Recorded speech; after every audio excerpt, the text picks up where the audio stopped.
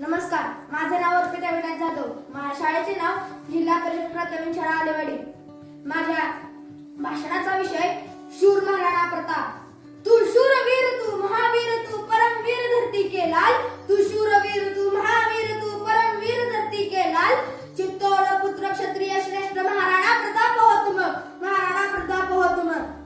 महाराणा प्रताप हे केवळ मेवाडचे राजाच नव्हते तर आत्मसन्मान आणि देशप्रेमाचे जिवंत प्रतीक सुद्धा होते.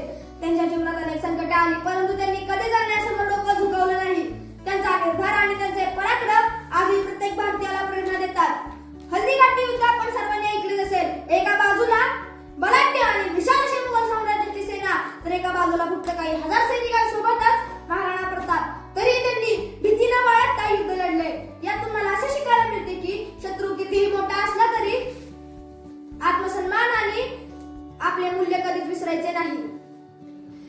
त्यांचा निष्ठावान घोडा चेतक आजही आपल्या स्मरणात आहे.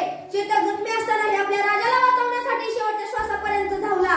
यातून मला निष्ठा, मैत्री आणि बलिदानाचा खरा अर्थ समजतो. था तेरा साथी घोडा चेतक इस पर तू सवारी करता था.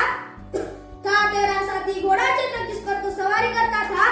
थी तुझमें कोई खास बात कि अकबर भी तुझसे डरता था कि अकबर भी तुझसे डरता था.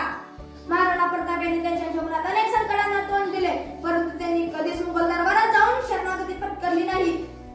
उलट त्यांनी जंगलात राहून गवताच्या भाकऱ्या खाऊन आपल्या कुटुंबासोबत कठीण जीवन जगले. हे त्यांच्या जीवनातील सर्वात मोठे उदाहरण आहे.